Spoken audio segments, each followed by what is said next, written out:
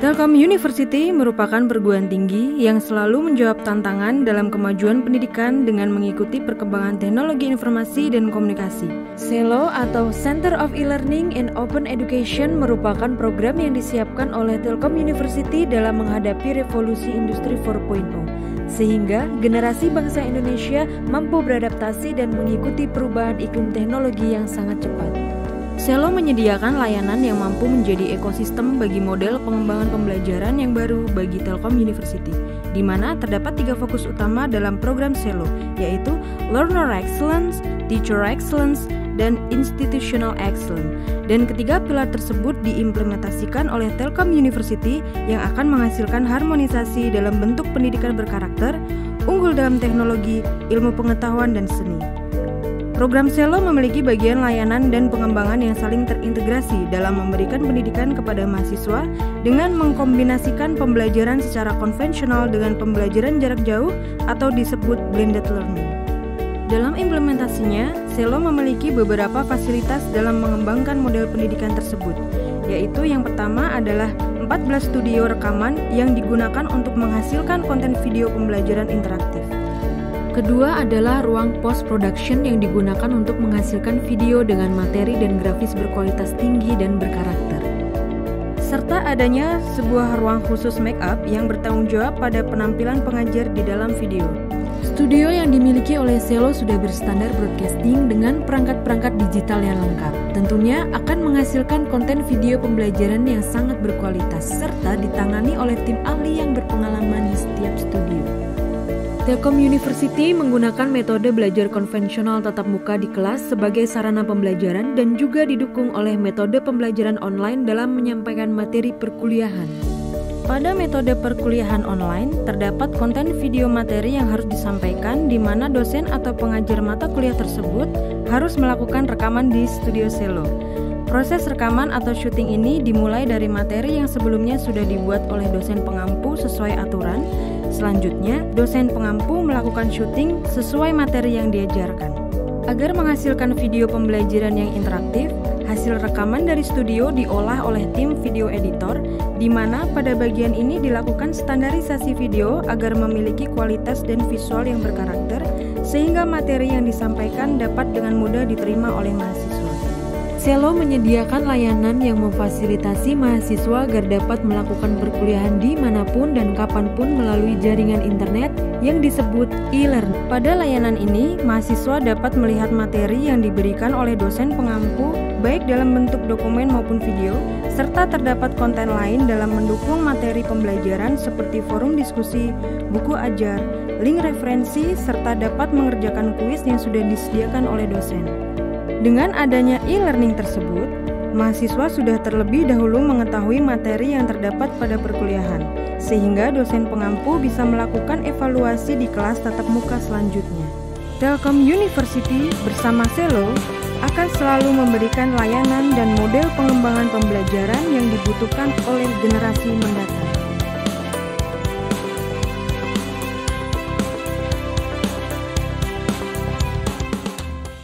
Assalamualaikum warahmatullahi wabarakatuh. Pertama-tama saya ingin menyapa hari ini narasumber kita. Beliau merupakan dosen Telkom University, beliau juga merupakan broadcast specialist, filmmaker, and content creator. Beliau adalah Bapak Oki Ahmad Ismail S. SOS MSI. Selamat datang Bapak, selamat bergabung hari ini. Ya, selamat datang, terima kasih. Saya juga turut menyambut Kepala Urusan Pengembangan Produksi Konten CELO, Bapak Adi Purna Kurniawan STMT. Selamat datang Bapak, selamat bergabung hari ini. Selamat datang Nisa. Selamat siang Pak Oki. Selamat siang Pak. Semuanya. Saya juga tentunya turut menyapa peserta yang hari ini sudah bergabung ya dari berbagai kota dan provinsi di seluruh Indonesia. Selamat datang, selamat bergabung di kegiatan kita hari ini, webinar series ke-7 dengan tema ngobrolin multimedia broadcasting you guys. Nah, namun sebelum kita mulai hari ini, kita mari bersama-sama menyanyikan lagu Indonesia Raya.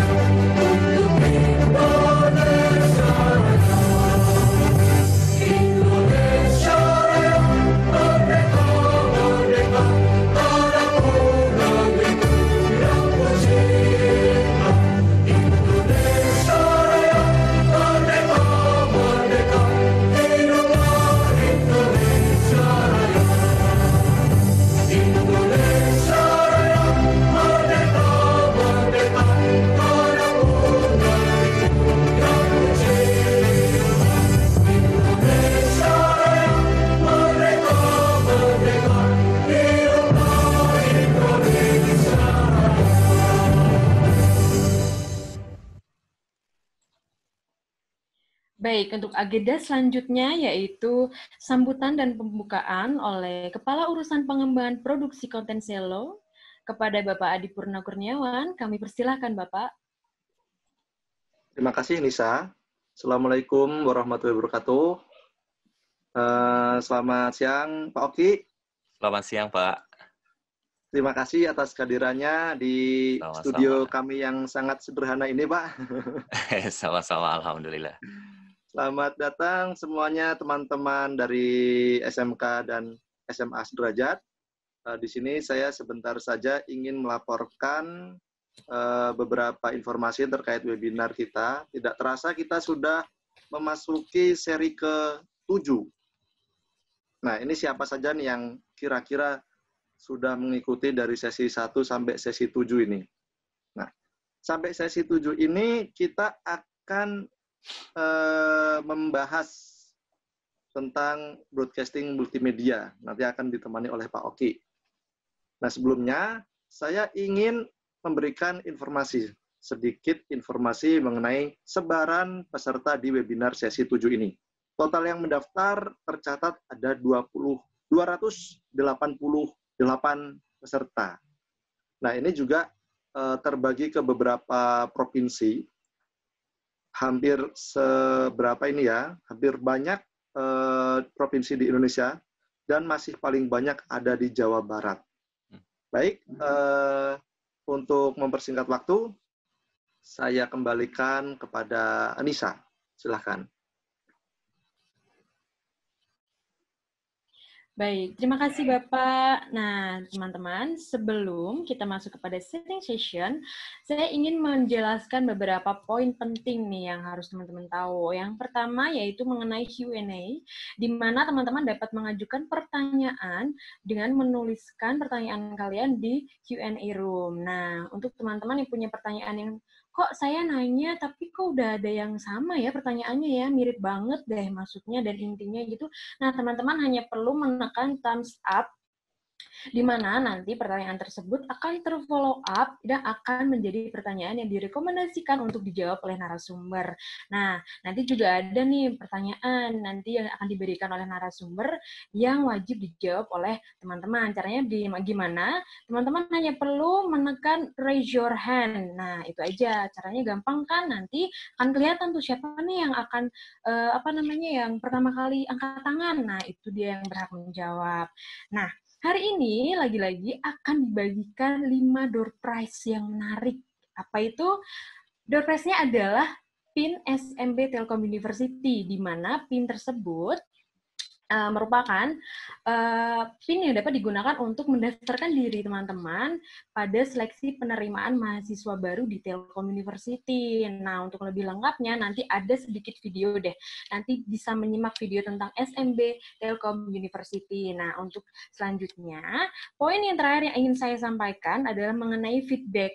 Nah, teman-teman jangan lupa ya untuk mengisi feedback, karena feedback merupakan salah satu syarat teman-teman dapat mendapatkan sertifikat.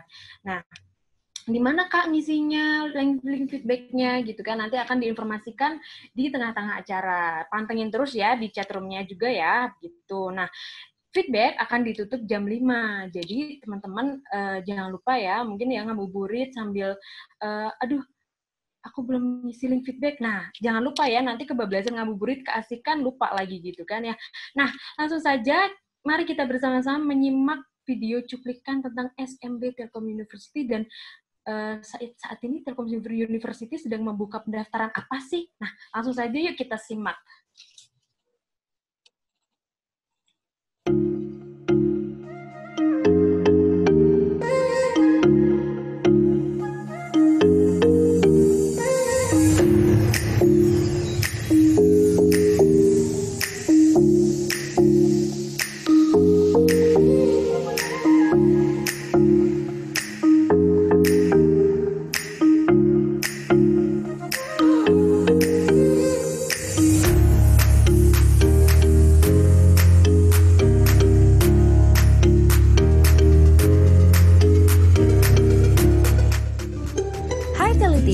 untuk update informasi seputar seleksi mahasiswa baru secara fast respon, follow us di semua sosial media kami di Instagram, Twitter, WhatsApp, dan Line Official. Good luck!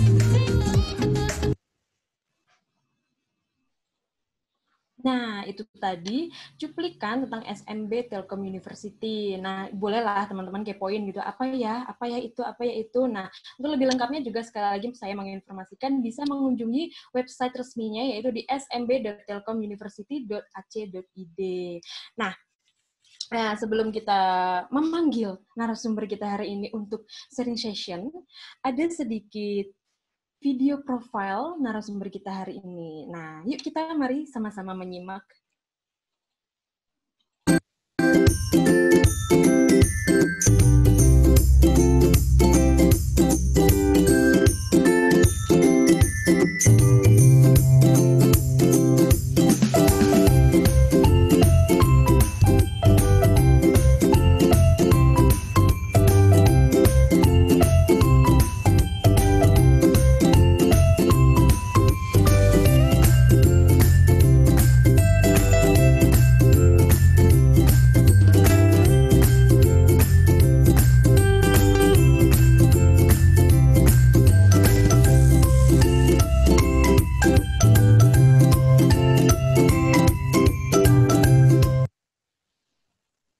Ya, baik, mungkin langsung saja Bapak Oki Ahmad Ismail, kami persilahkan Bapak.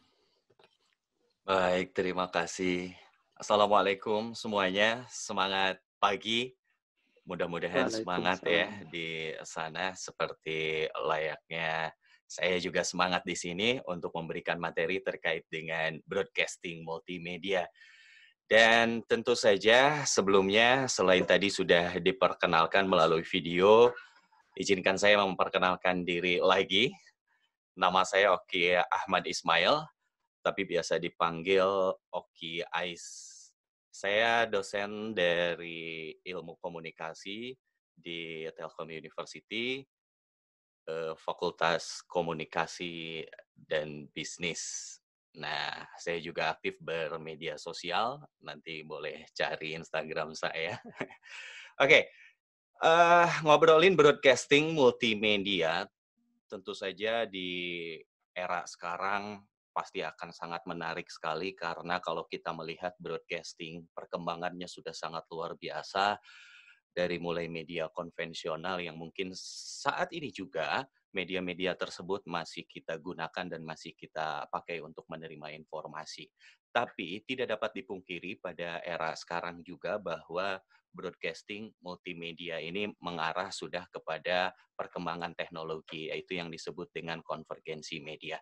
Ini yang akan saya sharing bersama dengan teman-teman, bagaimana perkembangannya, bagaimana juga produksi-produksi yang akan dilakukan pada era teknologi ini, dan juga bagaimana skill-skill atau kira-kira kompetensi yang dibutuhkan oleh kita sebagai calon-calon sumber daya manusianya atau sebagai kru istilah broadcasting ya, atau mungkin juga sebagai punggawa-punggawanya, begitu kira-kira. Nah, itu yang akan saya bahas, yang akan saya share bersama dengan teman-teman, dan nanti juga saya berharap ada feedback berupa diskusi dengan teman-teman yang memang saya berharap sih ketertarikan terhadap dunia broadcastingnya begitu besar dan begitu tinggi, sehingga antusias dari teman-teman bisa kita saling berbagi nanti. Baik, saya langsung saja ke materi saya hari ini berkaitan dengan broadcasting multimedia. Dan ketika kita bicara mengenai broadcasting multimedia, tentu saja kita harus paham dulu, kita harus mengerti dulu apa yang disebut dengan broadcasting.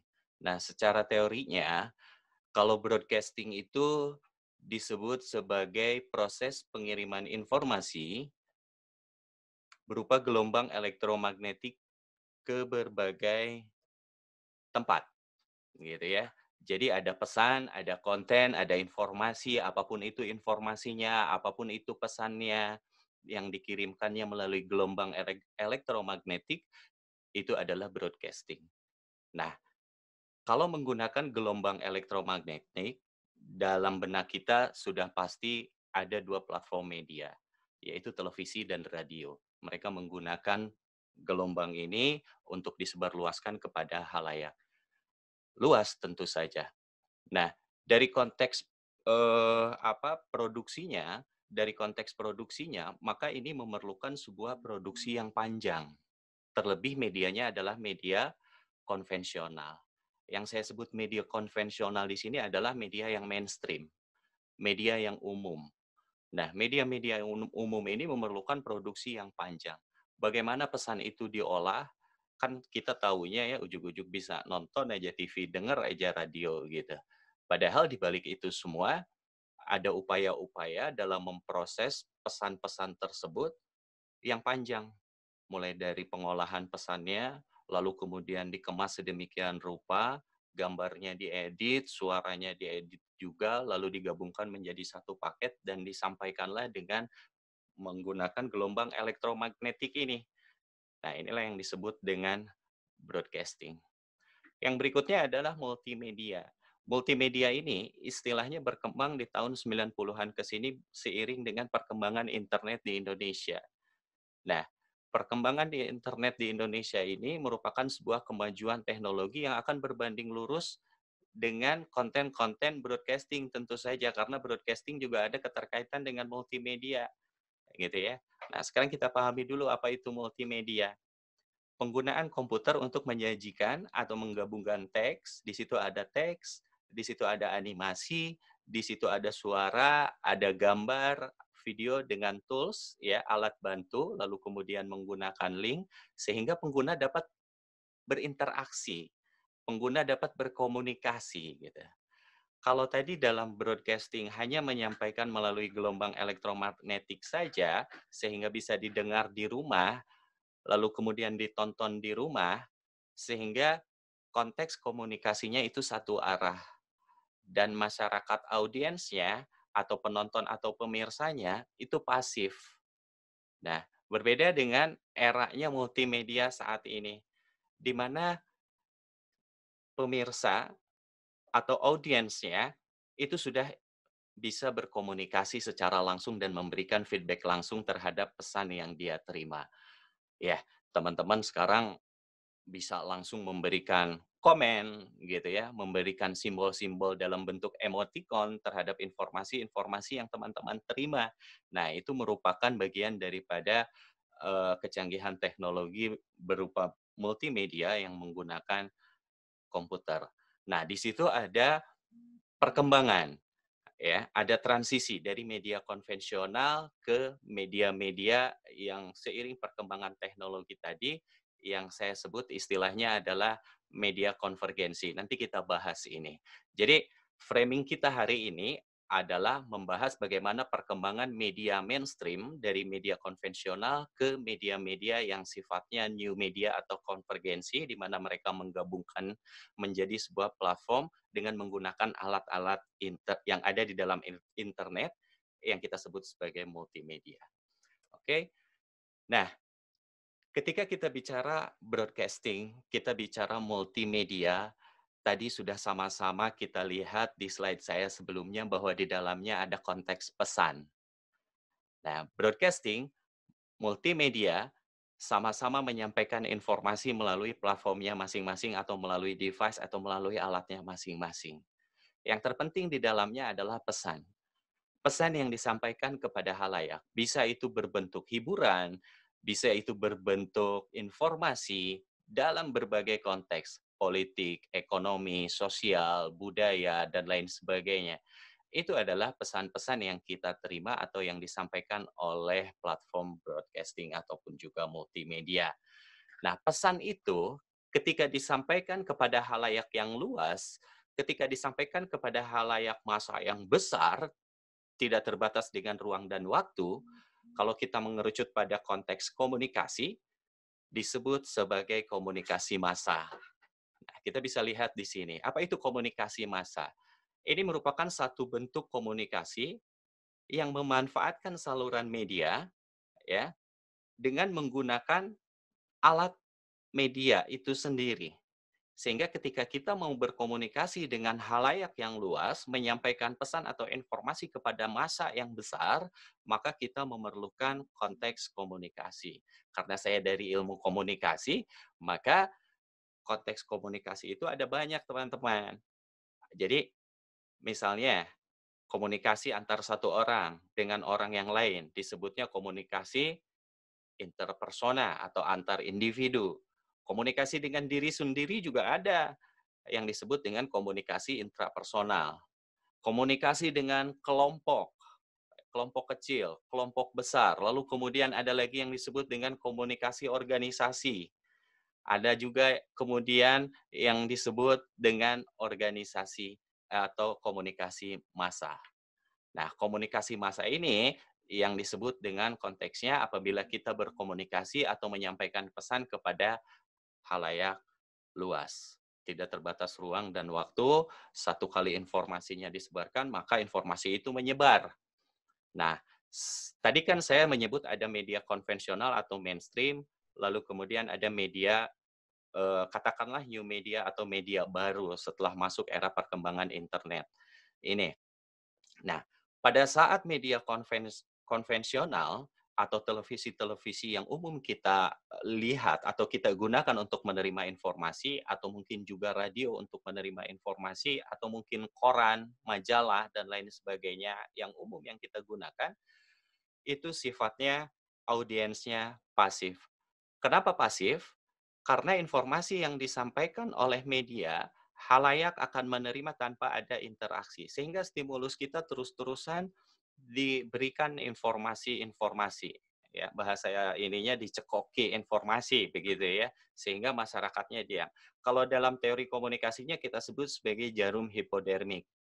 Ibaratnya seperti jarum yang disuntikan ke dalam tubuh kita, dan tubuh kita hanya bisa menerima saja setelah serumnya disuntikan gitu, dan tidak bisa memberontak gitu. Sehingga serum tersebut akan menjalar ke seluruh tubuh kita.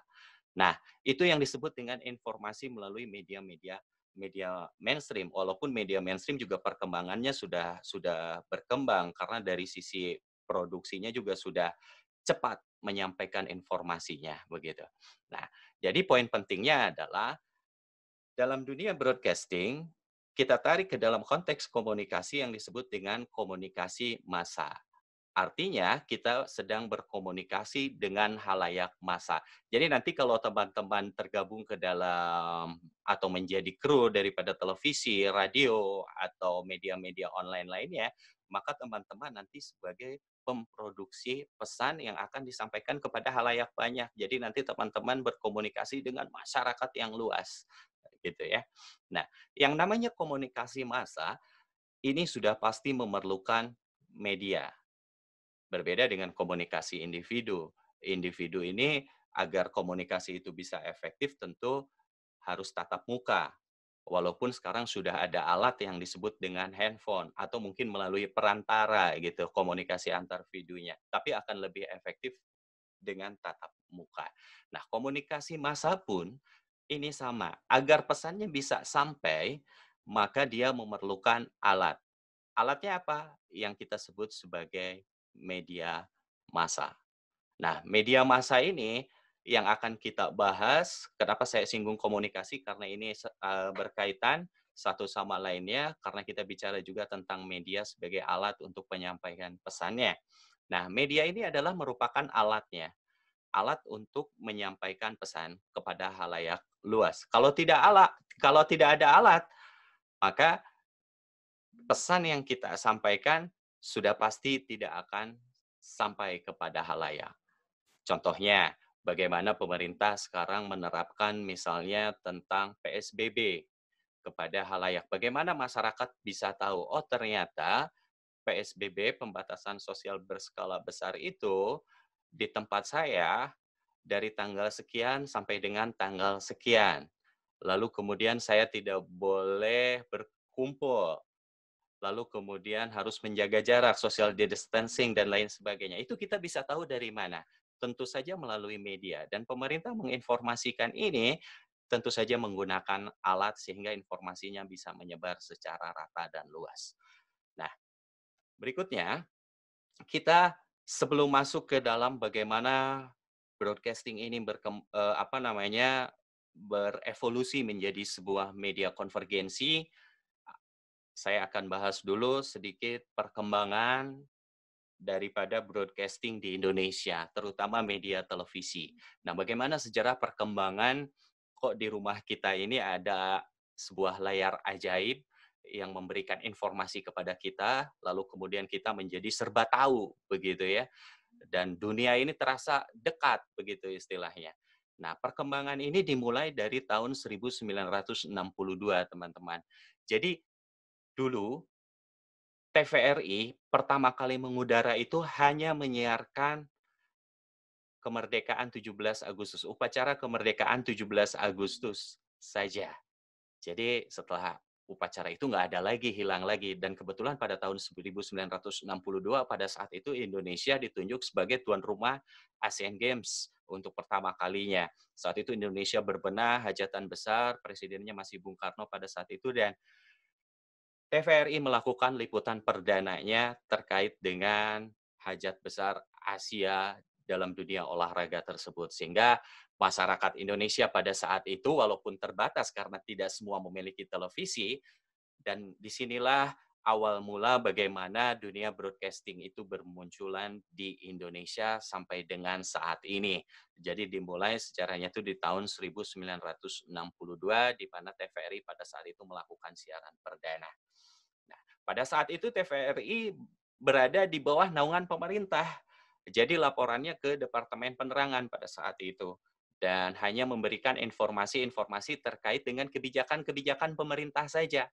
Lalu kemudian hanya menyampaikan informasi yang sifatnya sosialisasi dari pemerintah saja untuk disampaikan kepada seluruh masyarakat bangsa Indonesia saat ini. Jauh-jauh boro-boro ada iklan pada saat itu. Ya, TV-nya aja masih hitam putih. Ya, jadi masih terbatas masyarakatnya untuk bisa mengakses informasi pada saat itu.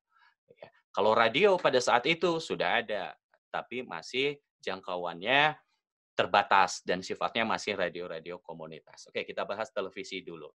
Berikutnya pada tahun 1976, Indonesia meluncurkan satelit pertamanya yang disebut dengan satelit Palapa A1, dan ini milik Indonesia. Diluncurkan sebagai awal perkembangan broadcasting di Indonesia yang memunculkan televisi-televisi swasta nasional yang saat ini kurang lebih ada berapa ya? Ada 13 kurang lebih yang bisa kita saksikan melalui layar kaca televisi. Nah, satelit Palapa ini memunculkan televisi-televisi swasta lainnya. Yang pertama dengan memanfaatkan satelit ini adalah RCTI, yang dia mulai mengudara, dia mulai menyampaikan informasinya kepada khalayak dengan konten yang diproduksinya itu di tahun 1988. Ini yang merupakan televisi swasta pertama di Indonesia dengan melakukan siaran percobaan berbayar pada saat itu dan masih menggunakan decoder. Decoder itu jadi istilahnya masih direkam, ya. Jadi alatnya belum canggih, belum ada siaran live atau siaran langsung pada saat itu. Nah, selang setahun kemudian siaran percobaannya sudah mulai selesai dan RCTI mulai memproduksi program-program atau tayangan-tayangannya secara rutin, dan kita bisa sebagai masyarakat pada saat itu bisa mulai menerima tayangan-tayangan televisi RCTI swasta nasional yang sebelumnya kita hanya nonton TVRI saja yang isinya adalah sosialisasi dan kebijakan-kebijakan pemerintah saja. Nah, pada saat itu masyarakat Indonesia disuguhkan dengan program-program yang sangat luar biasa. Ada film-film yang menarik pada saat itu dan iklan-iklan mulai masuk pada saat itu, sehingga ini awal mula tonggak kemunculan bisnis dalam dunia broadcasting di Indonesia. Nah, kemunculan RCTI ini oleh para pebisnis media dilirik sebagai satu bisnis yang besar, satu bisnis yang menguntungkan sehingga memunculkan televisi-televisi swasta yang lainnya. Pada tahun 1989, SCTV mulai mengudara, tapi bukan di Jakarta, dia mengudaranya dari Surabaya pada saat itu. Kalau sekarang kan SCTV kita kenal sebagai sebuah grup yang besar, dia juga punya Indosiar sekarang, dia juga punya video.com sekarang yang tergabung ke dalam grup yang namanya MTech. Nah, dulu SCTV bersiarannya di Surabaya. Berikutnya muncul satu lagi TV swasta yang diinisiasi oleh Mbak Tutut pada saat itu, putri dari Presiden Orde Baru, Pak Soeharto pada saat itu di tahun 1990 dengan nama Televisi Pendidikan Indonesia yang memfokuskan konten-konten siarannya kepada pendidikan, dunia pendidikan di Indonesia, dari mulai SD sampai dengan pendidikan jenjang tinggi tentu saja. Ini munculnya di tahun 1990 dan TPI pada saat itu belum memiliki infrastruktur atau alat-alat yang memadai, sehingga pada saat itu TPI masih menggunakan infrastruktur atau alat-alat yang dimiliki oleh TVRI. Seiring dengan perkembangan zamannya, mulai memiliki infrastruktur sendiri dan akhirnya TPI itu harus gulung tikar karena perkembangan bisnisnya itu sendiri yang memang terus berkembang, sehingga TPI itu tercatat menjadi televisi yang sekarang menjadi MNC TV yang teman-teman masih bisa saksikan di rumah. Di tahun berikutnya ada di tahun 1995, muncullah dua stasiun televisi yang jangkauannya masih terbatas pada saat itu, Indosiar dan Antv. Ya, bersiaran dengan jangkauan yang masih terbatas. Mereka tidak bisa bersiaran di Kalimantan pada saat itu. Lalu kemudian di tahun 2000-an bermunculanlah di sini semakin berkembang dunia bisnis broadcasting pada saat itu. Metro TV muncul dengan konsep beritanya, lalu kemudian Global TV konsep entertain-nya, Trans TV dengan konsep family-nya, TV7 pada saat itu sebelum berganti nama atau berubah menjadi Trans 7, La TV juga belum berubah menjadi TV One pada saat itu. Nah, di era tahun 2000-an inilah pada saat itu perkembangan broadcasting sangat-sangat merajalela. Tapi di era sekarang, ini termasuk ke dalam kelompok atau golongan media-media konvensional atau yang disebut dengan media mainstream. Nah, bagaimana dengan radio? Nah, radio ini jauh daripada televisi, itu sudah ada di Indonesia sejak tahun 1925 pada masa penjajahan Belanda di Indonesia. Dan pada saat itu berdirinya di Jakarta. Jakarta masih bernama Batavia dan radionya bernama BRV gitu ya, dalam bahasa Belandanya seperti apa saya tidak tahu. Beberapa stasiun radio swasta yang cukup populer pada masa penjajahan lainnya tercatat ada kurang lebih 7 sampai 8 yang eksis pada saat itu, dan yang 7 sampai dengan 8 ini merupakan cikal bakal dari berdirinya RRI atau Radio Republik Indonesia. Ada Nirom di Jakarta, Mafro di Jogja, Emro di Madiun, SRV di Solo, lalu kemudian Radio Semarang di Semarang, lalu kemudian Foro di Bandung, Cirvo di Surabaya, dan lainnya. Dan kemudian dikuasai oleh Jepang pada saat itu setelah masa penjajahan Belanda, beralih ke Jepang, dan pada saat itu Abdurrahman Saleh sebagai inisiator dan sebagai kepala RRI tercatat pertama kali mengumpulkan radio-radio yang tadi saya sebutkan, 7-8 radio tersebut. Mereka mengumpulkan, mereka berdiskusi bahwa harus menyelamatkan satu aset bangsa ini yang digunakan demi perjuangan bangsa pada saat itu. Karena Indonesia masih dijajah Jepang pada saat itu, sehingga alat-alatnya juga rawan untuk digunakan sebagai alat perjuangan mereka. Sehingga ini harus direbut menjadi sebuah alat perjuangan bangsa Indonesia itu sendiri. Dan akhirnya berhasil melalui yang diinisiasi oleh Abdurrahman Saleh pada saat itu. Ini sejarah dan dalam dunia broadcasting dan harus tercatat gitu. Sehingga muncullah yang namanya RRI, Radio Republik Indonesia, hampir sama seperti TVRI atau mungkin sama persis seperti TVRI, mereka bernaung di bawah Departemen Penerangan pada saat itu atau pemerintah Indonesia pada saat itu, dan konten-kontennya hanya memberikan informasi-informasi seputar sosialisasi dan kebijakan daripada pemerintah saja. Seiring dengan perkembangan zaman, bermunculan radio-radio swasta yang akhirnya bisa kita dengarkan hingga saat ini. Dan lagi-lagi itu adalah media yang saya sebut atau kita sebut di era sekarang di generasi milenial saat ini atau di zaman milenium saat ini, media-media tersebut tergolong ke dalam media konvensional atau media mainstream. Nah, apa media konvensional atau media mainstream itu sendiri? Ini adalah sebuah media yang biasa digunakan untuk mengirimkan atau menerima pesan dan informasi kepada masyarakat yang luas.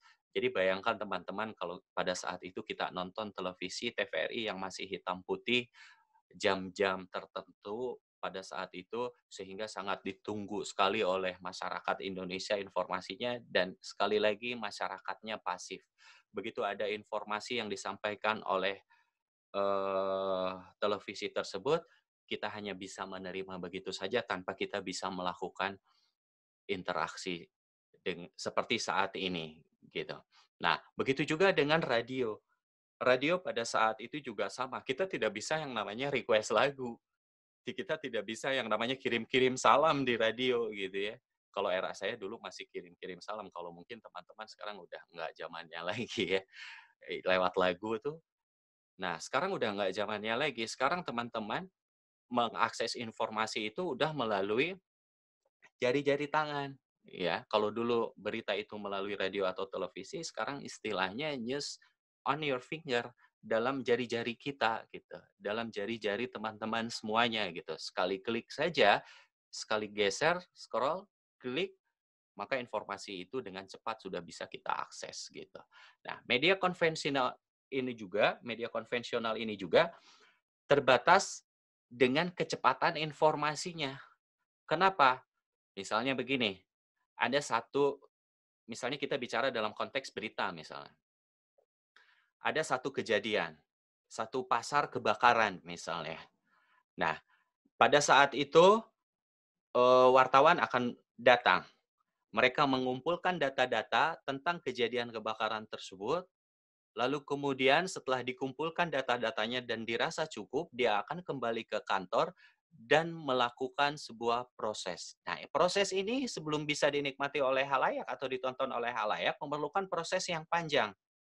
Kejadiannya misalnya jam 5 subuh. Dia liputan jam 5 subuh, kembali ke kantor, mereka melakukan proses. Membuat naskah, mengedit naskah, atau menyunting gambarnya, lalu kemudian mengedit gambarnya, melakukan voice over, dijadikan satu paket, masuk ke dalam ruang siaran, tag presenternya, lalu bisa diterima oleh halayak atau audiens. Sehingga kejadiannya pada pukul 5 subuh, mungkin informasinya bisa keterima di jam 5 sore. Sehingga ada rentang waktu yang cukup panjang atas informasi yang kita terima. Sehingga ada batas waktu pada saat itu di media-media konvensional. Nah, kalau sekarang wartawan di lapangan, mereka menulis secara singkat 1 paragraf, 2 paragraf, disampaikan dengan media-media digital yang bisa kita terima secara online sekarang, itu informasinya sudah cepat sekali bisa kita terima dengan sangat-sangat cepat sekali. Walaupun rawan terhadap informasi-informasi yang sifatnya hoax, informasi-informasi yang sifatnya tidak benar sehingga keakuratannya dipertanyakan, gitu ya. Nah, salah satu dari prinsip media adalah prinsip kebenaran. Maka informasi itu harus benar sebelum bisa diterima oleh halayak luas atau halayak banyak.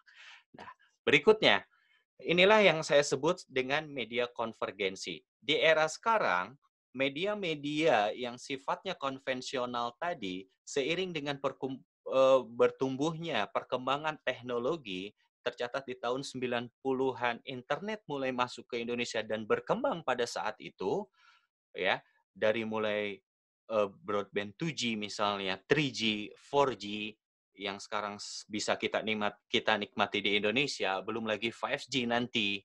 Nah, ini menuntut para pebisnis broadcasting, baik televisi ataupun radio, mereka harus mau bukan meninggalkan, memasuki wilayah-wilayah media-media dengan kecanggihan yang saya sebutkan tadi, yang berbasiskan internet, sehingga mereka perlu menggabungkan infrastruktur ataupun juga kontennya secara konvensional ke dalam media-media yang sifatnya new media atau media baru, yang saya sebut atau yang kita sebut secara teori disebut sebagai media konvergensi. Apa media konvergensi secara teori?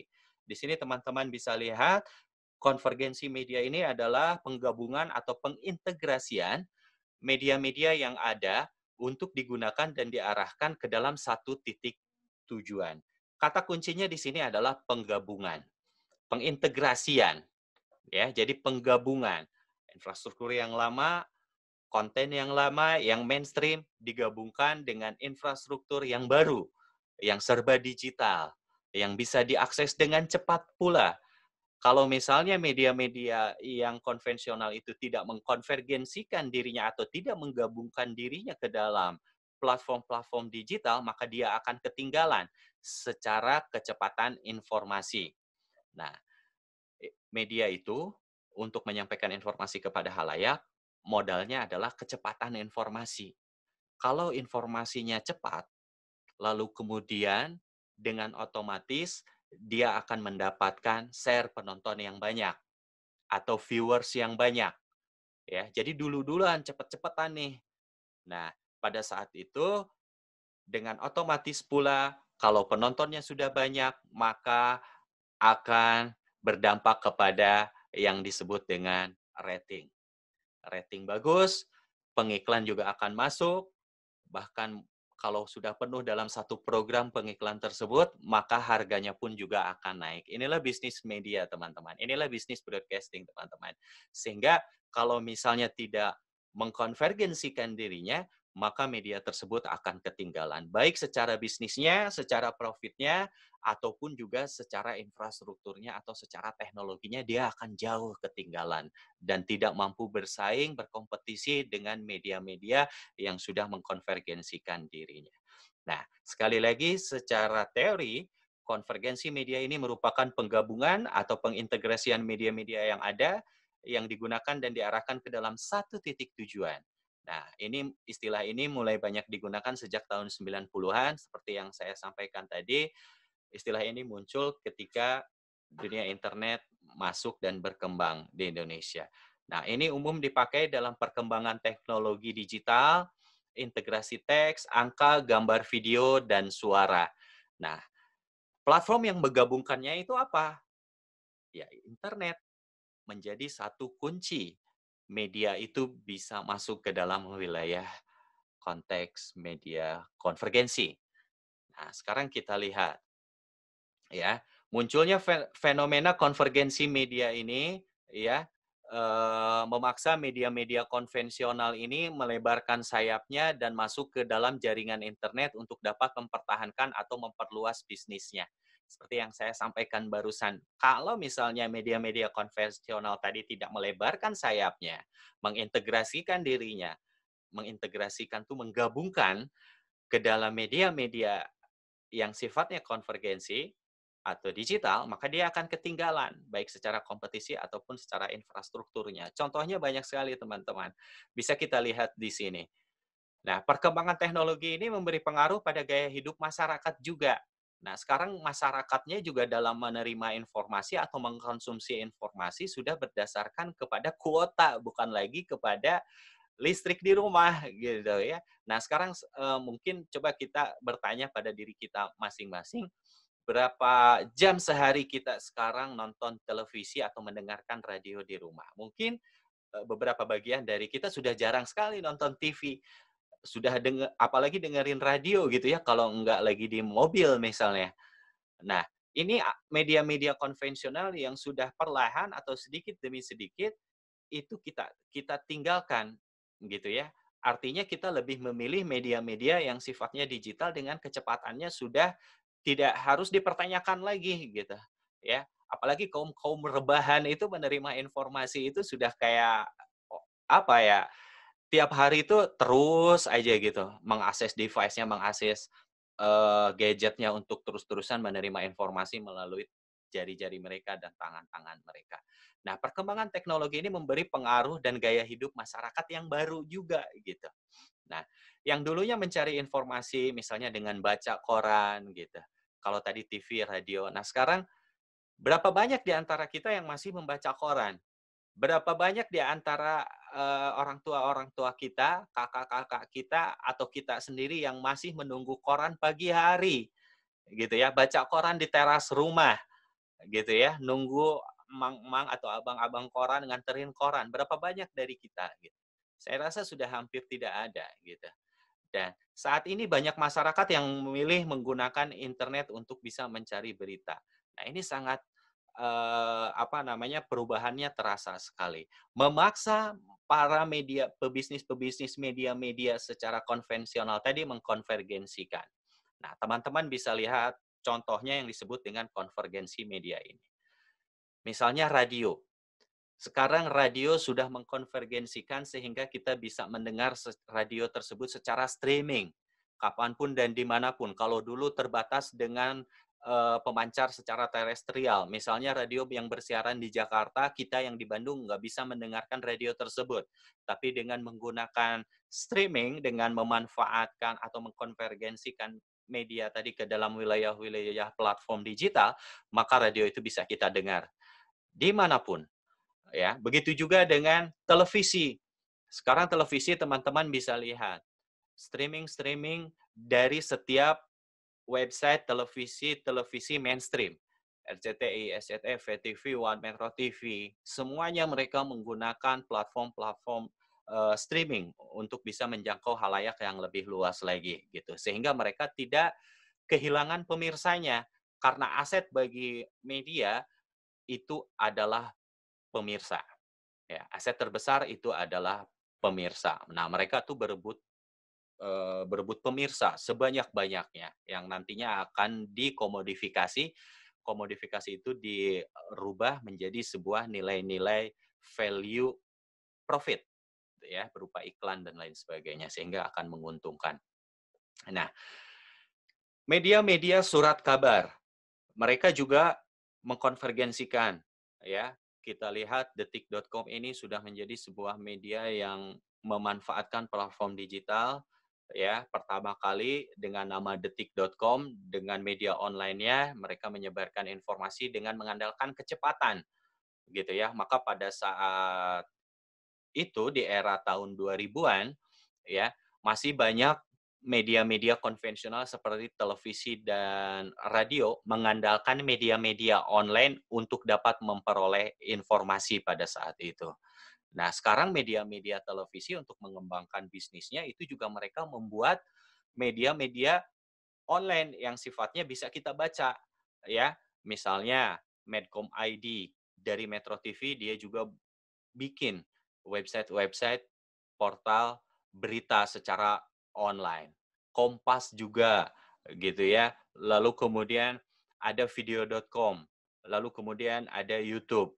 Media-media yang sifatnya mengandalkan visualisasi pada saat itu. Nah, ini adalah contoh-contoh evolusi atau perubahan dari media mainstream ke dalam media-media digital. Itulah perkembangannya. Sehingga menuntut kita sebagai calon-calon kru atau sumber daya manusia yang ingin bergelut dalam dunia broadcasting untuk mengetahui tentang atau paham tentang perkembangan-perkembangan yang terjadi di Indonesia saat ini. Dan ini harus kita pelajari. Ilmunya tidak boleh masih konvensional, sementara zamannya sudah zaman digital, tapi ilmunya masih ilmu konvensional. Pemahamannya masih konvensional. Pengetahuan tentang broadcastingnya masih broadcasting yang konvensional. Itu tidak bisa seperti itu, teman-teman. Nah, ini adalah tuntutan-tuntutan yang harus dimiliki. Konvergensi media itu adalah fenomenanya saat ini yang berkembang dalam dunia broadcasting kita, landscape media yang berubah akibat konvergensi menjadikan media saat ini semakin integral, mereka kompleks, dan mereka interaktif dengan audiensnya, dengan halayaknya. Begitu juga halayaknya bisa berinteraksi langsung dan mengakses informasi yang mereka terima. Begitu. Jadi medianya secara aktif mencari halayak, dan halayaknya juga bisa berkomunikasi dan berinteraksi, memberikan feedback secara langsung dengan medianya. Itu fenomena yang sekarang yang harus kita pahami sebagai orang-orang yang akan menggeluti dunia broadcasting. Nah, perkembangan teknologi ini juga adalah fenomena yang saat ini tidak bisa kita hindari. Ya, perkembangan aplikasi media sosial saat ini sangat membantu akses atau traffic dari informasi-informasi yang disampaikan melalui media-media yang ada dalam platform-platform digital. Misalnya ada informasi dari Detik, Kompas, Medcom, dan lain sebagainya. Media-media sosial ini sebagai ways-nya, sebagai jalurnya untuk bisa didistribusikan kepada halayak-halayak. Sehingga dibantu oleh menggunakan media sosial yang sangat dinamis tentu saja. Berimplikasi pada semakin banyaknya kebutuhan media audiovisual. Nah, perkembangan media sosial juga yang dihasilkan oleh perkembangan teknologi saat ini memunculkan kebutuhan-kebutuhan akan media-media audiovisual saat ini. Di mana Twitter sudah bisa melakukan siaran langsung, Facebook sudah bisa melakukan siaran langsung, begitu juga dengan Instagram, YouTube, dan lain sebagainya. Itu adalah platform media-media sosial yang sudah menjadi satu media kebutuhan dari masyarakat dalam mengakses informasi, gitu. Jadi tidak bisa kita sepelekan di samping dengan media-media yang media-media mainstream yang ada dalam platform digital tadi, bahwa media sosial ini juga tidak bisa disepelekan untuk kita bisa mengakses informasi. Nah, kebutuhan-kebutuhan ini juga menuntut tidak hanya lembaga-lembaga seperti Metro TV, Medcom ID, Detik.com dan lain sebagainya, tapi menuntut juga masyarakat untuk memberikan informasi ya secara langsung dengan menggunakan platform media sosial ini gitu. Nah, disinilah rawan yang disebut dengan informasi-informasi hoax misalnya. Nah, sekarang saya coba bertanya lagi-lagi pada diri sendiri. Misalnya ada terjadi kecelakaan, mohon maaf ya, ada terjadi kecelakaan di depan kita sepeda dengan angkot misalnya. Apa yang akan pertama kali Anda lakukan di era sekarang? Pertanyaannya atau pilihannya hanya ada dua. Memfoto, mengcapture, memvideo, atau menolong terlebih dahulu. Saya rasa itu adalah pilihan yang sulit ketika ditanyakan di saat-saat tidak mengalami kejadian itu gitu. Tapi bagaimana fenomenanya? Saat ini banyak sekali informasi-informasi yang 5 detik, 10 detik, yang sifatnya seperti itu, yang kita sebut sebagai netizen. Apalagi warga plus 62 itu kan, ada yang kecelakaan bukannya ditolong dulu, tapi malah di video dulu, lalu kemudian dia sebarkan dengan media sosialnya, lalu hebohlah jagat maya itu, se-Indonesia, begitu. Nah, ini adalah tidak bisa kita salahkan. Kenapa? Karena perkembangan teknologi. Karena perkembangan teknologi memunculkan budaya-budaya baru di masyarakat dalam mengakses informasi, gitu. Ya. Nah, berikutnya konsumsi media.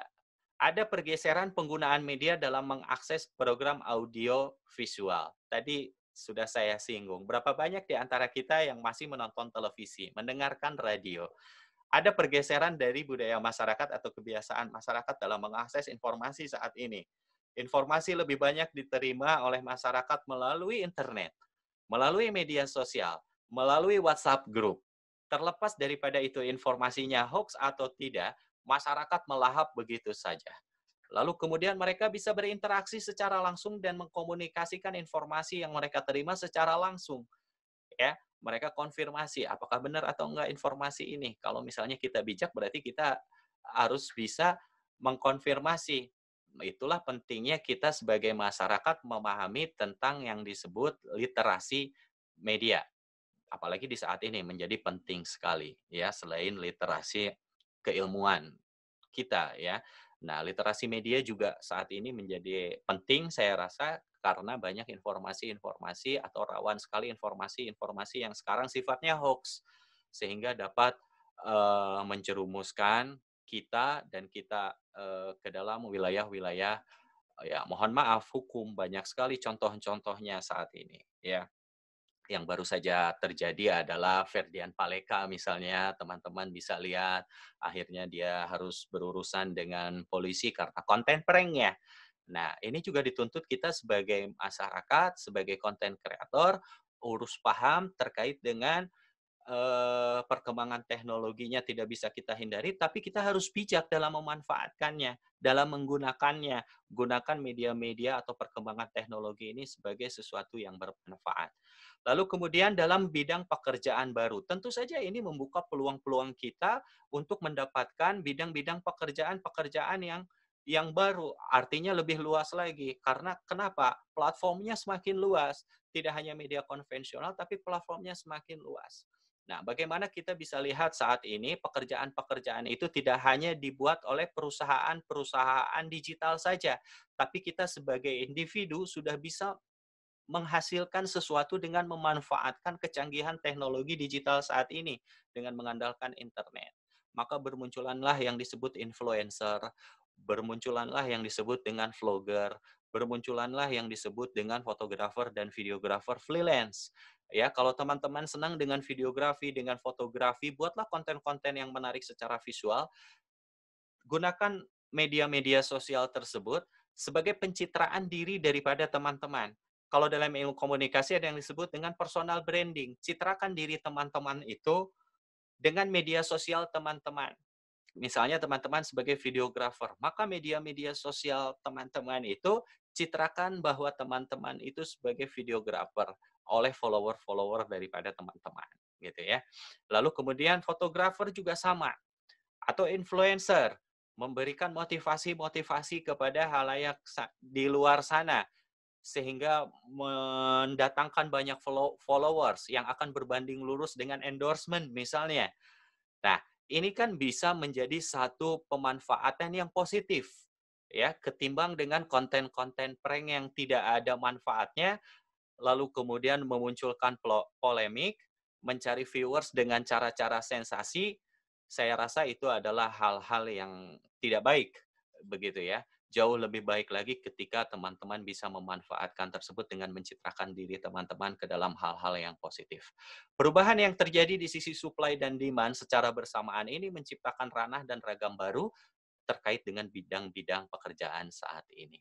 Jadi teman-teman, dengan berkembangnya dunia digital saat ini, asah skill teman-teman, asah kreativitas teman-teman secara audio dan visual, citrakan diri teman-teman sebagai para kreator-kreator misalnya, dan tidak menutup kemungkinan di usia yang masih muda, belia, belasan tahun, penghasilannya sudah ratusan juta hanya dengan memanfaatkan visualisasi di media sosial teman-teman. Contohnya sudah banyak sekali. Saya tidak usah sebutkan Ria Ricis, Atta Halilintar, dan lain sebagainya. Itu sudah pasti.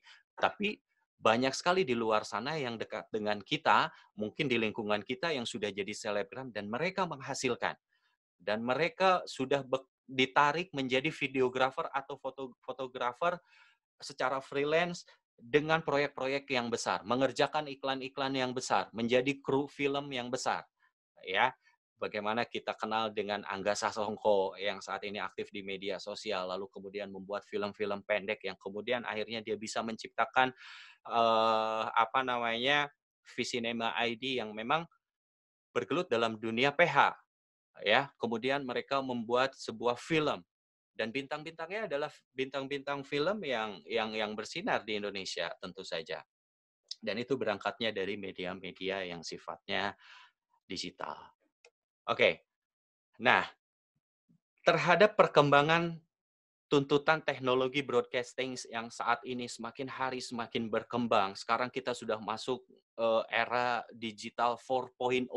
Mungkin sebentar lagi akan masuk era digital 5.0.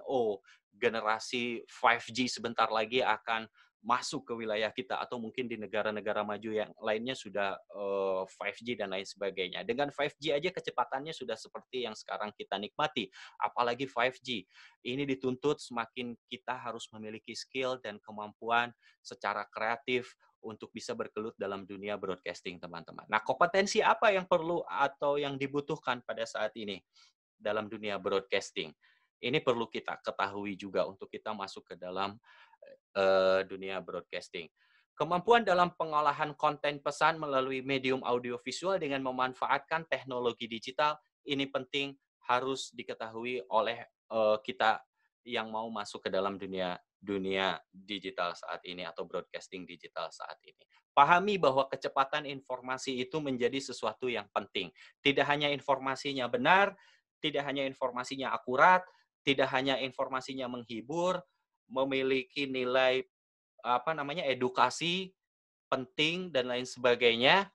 Kalau tidak informasi itu cepat disampaikan kepada halayak, maka nilai-nilai tadi itu akan ketinggalan. Sehingga di samping nilai-nilai tadi yang saya sebutkan, ada satu nilai yang paling penting yang harus kita pahami di era sekarang, yaitu kecepatan informasi. Dan itu akan berdampak kepada skill dan kemampuan kita. Kalau teman-teman sekarang hanya mampu bisa membuat video dengan merekam gambar saja tanpa teman-teman bisa mengedit gambar tersebut, maka siap-siap kita akan ketinggalan zaman. Begitu juga dengan fotografer. Teman-teman tahu yang namanya angle yang bagus, teman-teman tahu bagaimana mengatur ISO yang bagus, diafragma yang bagus, shutter speed yang bagus, tanpa teman-teman bisa melakukan color grading, maka siap-siap teman-teman untuk ketinggalan.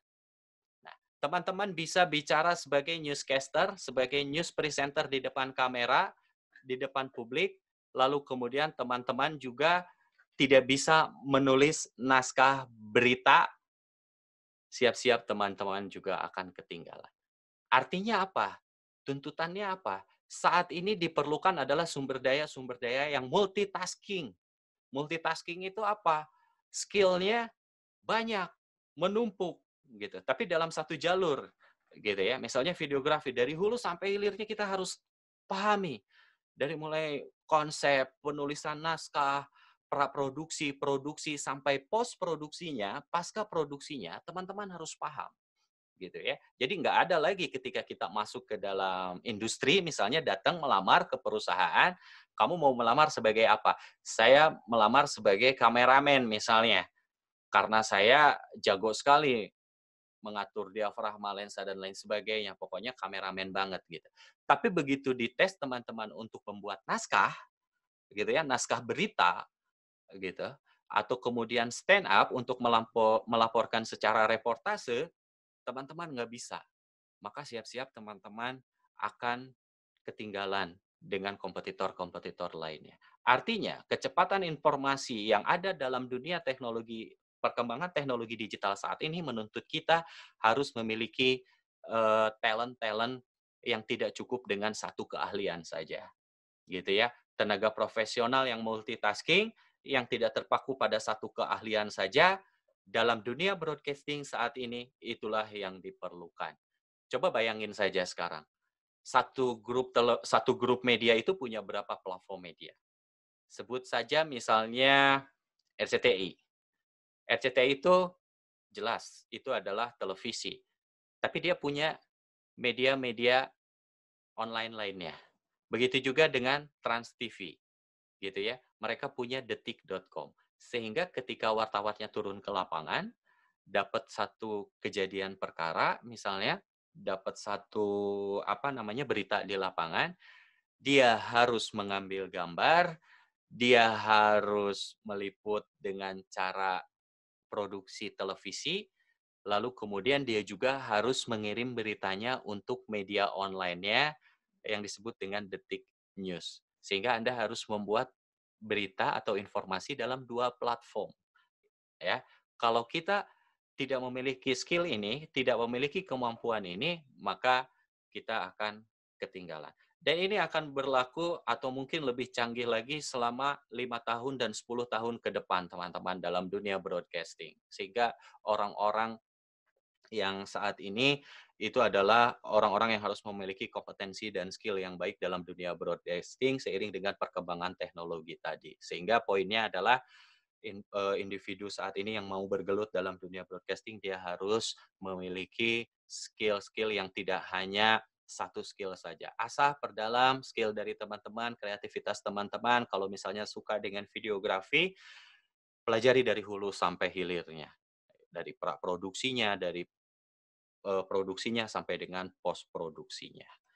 Lalu kemudian, nah, di hampir sebagian besar di Indonesia, kalau kita bicara atau kita ingin belajar dengan dunia videografi, dunia konten, dunia perfilman, segala hal yang berbau broadcasting secara konten, sebagian besar saat ini di Indonesia ya masih memberikan pembelajaran secara konvensional.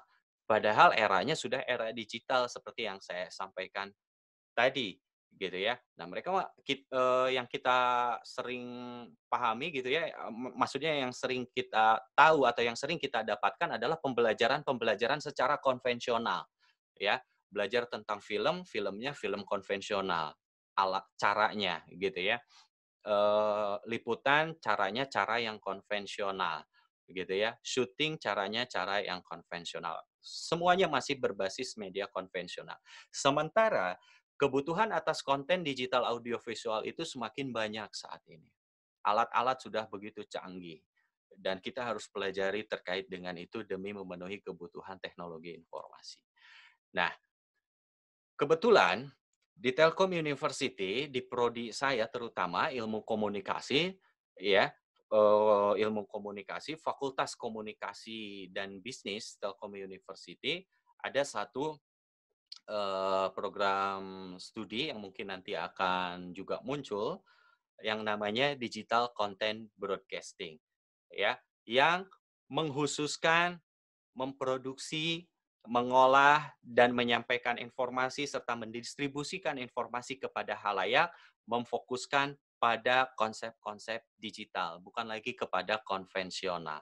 Kenapa? Karena kami melihat bahwa kebutuhan dunia broadcasting 5 sampai dengan 10 tahun masa yang akan datang ke depan itu sudah serba digital dalam berbagai macam platform medianya. Maka kami memiliki visi menjadi satu program studi yang bertaraf internasional ya dalam bidang ilmu komunikasi, bidang konten penyiaran digital ya dengan riset dan entrepreneurship pada tahun 2025 ya. Nah, ini misinya ya. Jadi poin pentingnya adalah kami memfokuskan diri pada digital konten, jadi tidak hanya media-media konvensional saja, prodinya pun namanya adalah Program Studi Digital Content Broadcasting. Nah, dari namanya saja sudah memfokuskan, mengkhususkan ya kepada wilayah-wilayah bagaimana meramu pesan secara digital, gitu ya, mengolah pesan secara digital, memproduksi konten-konten secara digital sampai dengan mendistribusikannya secara digital dengan platform-platform internet saat ini yang sesuai dengan perkembangannya tentu saja. Nah, kita lihat kebutuhannya. Kita melihat kebutuhan di luar sana mungkin 5 sampai 10 tahun ke depan bahwa kompetensi atau skill yang dibutuhkan oleh setiap individu dalam dunia broadcasting itu banyak sekali lapangan-lapangan yang bisa kita lapangan-lapangan pekerjaan yang bisa kita geluti teman-teman. Yang pertama ada digital content creator. Kita bisa bekerja sebagai humas di pemerintahan dan BUMN ya, karena humas BUMN dan humas daripada pemerintah sekarang juga sudah menggunakan alat-alat yang serba digital untuk menyampaikan informasi kepada halayak, dan ini tentu saja menuntut para pekerjanya juga memiliki upgrading terhadap akses informasi secara digital. Corporate Communication Officer di perusahaan-perusahaan swasta ya, itu juga membutuhkan sumber daya yang aware terhadap dunia digital. PR atau Public Relation Officer ya, PR sekarang dituntut sebagai individu yang mampu memproduksi pesan sendiri ya untuk bisa disampaikan kepada halayak eksternal begitu. Dan ini juga tentu saja menggunakan platform digital. Televisi produksi tentu saja, kalau kita mau masuk ke dalam dunia televisi, sekarang semuanya sudah serba digital, bagaimana siaran langsung itu dilakukan secara live streaming, tidak hanya live saja dari satu terestrial ke terestrial lainnya, tapi juga secara streaming. Nah, ini memerlukan pengetahuan yang harus dipersiapkan. Dan kami Digital Broadcasting di Telkom University ini akan mempersiapkan itu semua kepada calon-calon sumber daya manusianya karena kebutuhan industrinya sudah mengarah kepada industri digital. Ada news portal videographer, itu juga menjadi satu tuntutan. Berikutnya adalah digital broadcasting strategies. Ya, tidak hanya memiliki skill, kemampuan secara soft skill, teman-teman akan jago di sini nanti dalam penggunaan tools-tools atau alat-alat kameranya, teman-teman jago mengedit, teman-teman jago membuat film, membuat konten pada umumnya, teman-teman juga bisa meriset, mengkaji, menganalisis konten-konten digital, baik itu film ataupun juga program-program televisi yang disiarkan secara digital. Kemudian berikutnya sebagai digital broadcast planner. Teman-teman di sini nanti bisa juga menjadi filmmaker kreatif, terus kemudian profesional videografi, profesional fotografer, ya, vlogger, influencer. Ini adalah profesi-profesi yang kekinian yang saya rasa memerlukan skill-skill khusus, ya, skill-skill yang menuntut kita untuk bisa bersaing dengan influencer-influencer dan vlogger-vlogger lainnya yang ada dalam dunia digital. Saya rasa ini memerlukan keahlian-keahlian khusus sehingga bisa menghasilkan sesuatu yang positif, baik secara materi ataupun pengetahuan. Nah, ini ada beberapa fasilitas produksi yang kami miliki. Kami punya studio yang relatif mumpuni, relatif untuk melakukan siaran dengan enak, gitu ya, memproduksi dengan enak. Kami juga punya ruang produksi lengkap dengan alat-alat digitalnya, baik televisi, radio, ataupun juga fotografi. Dan kami juga memiliki ruang screening. Ada studio untuk nonton bareng, mini studio untuk nonton bareng, mini teater, lalu ruangan post produksi ini pasca produksi ya teman-teman, di mana hasil produksi tersebut diolah, diedit begitu dan lain sebagainya secara audio dan visualnya. Nah, kami memiliki fasilitas-fasilitas produksi didukung dengan alat-alat yang serba digital, kamera, peralatan dan lain sebagainya semuanya sudah serba digital. Ruang MCR, master control room yang semuanya juga sudah serba digital. Radio juga sama. Nah, ini kami persiapkan demi kebutuhan daripada industri yang membutuhkan individu-individu yang memiliki skill atau kompetensi yang nantinya dibutuhkan untuk 5 dan 10 tahun ke depan, yang memang tuntutannya adalah kepada skill-skill yang wilayahnya digital tentu saja. Baik, terima kasih. Mungkin itu saja dari saya terkait dengan materi ini. Mungkin selebihnya kalau misalnya ada yang mau ditanyakan terkait dengan apa yang saya sampaikan ataupun juga tentang Prodi Digital Content Broadcast di Telkom University ini kami persilahkan. Saya kembalikan ke host. Baik, terima kasih Bapak, sungguh luar biasa sekali ya teman-teman materinya. Mungkin langsung saja ya Bapak kita masuk ke sesi tanya-jawab, begitu Bapak? Baik. Ya. Ini sudah sangat banyak, lumayan ini yang sudah menuliskan pertanyaan-pertanyaan pada Q&A room. Baik. Silakan Bapak, mangga ingin memilih pertanyaan mana yang kira-kira ingin Bapak jawab. Oke, saya mulai dari ada Syarif Al-Qodri Sahrir ya. Pak izin bertanya, di dunia pertelevisian untuk mengukur keberhasilan program dilihat dari banyak penonton atau rating ya. Yang ingin saya tanyakan Pak, bagaimana penghitungan rating di dunia pertelevisian? Oke, apakah ada sistem sendiri kalau konten digital? Kalau konten digital, mana tadi ya? Oh, kalau konten digital mungkin lebih mudah ter-record melalui aplikasinya. Oke, saya jawab dulu satu-satu ini. Boleh, Bapak. Boleh. Oke, baik. Sarif, pertanyaannya bagus sekali. Bagaimana cara kita bisa tahu atau televisi itu bisa tahu ratingnya bagus atau tidak? Ada rating, ada share. Yang melakukan surveinya siapa? Ada lembaganya. Siapa lembaganya? Namanya AC Nielsen. AC Nielsen itu lembaga, bukan nama orang ya. AC Nielsen itu lembaga.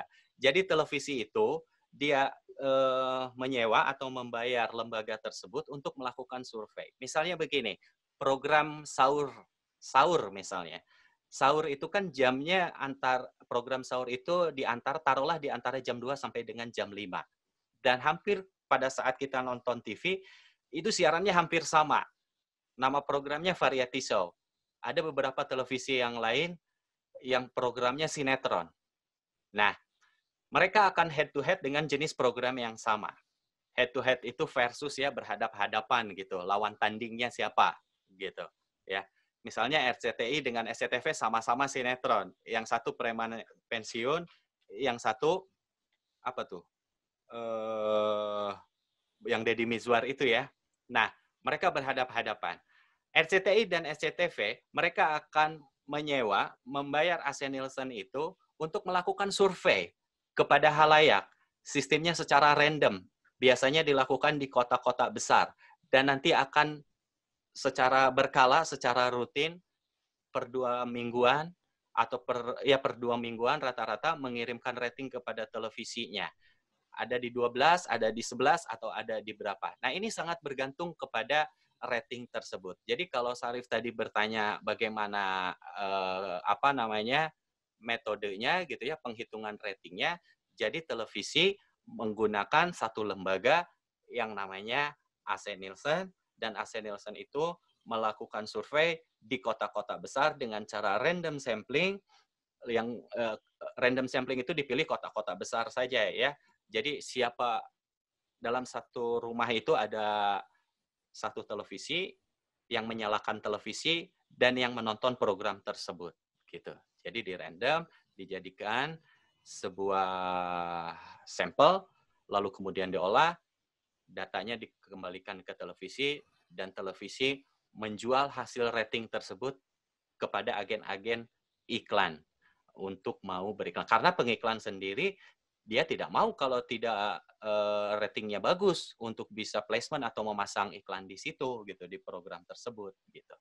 Nah, kalau media-media digital atau media-media mainstream jelas bisa ketahuan karena per klik atau per viewers itu menjadi acuan media-media mainstream untuk menjual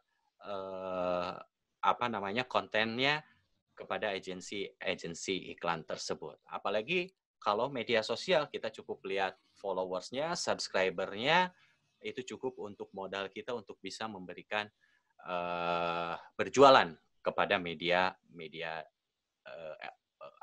maksud saya ke agensi iklan. Ya. Oke, berikutnya. Oh, oke, baik. Sebentar ya. Oh, saya keluar dulu share screen-nya.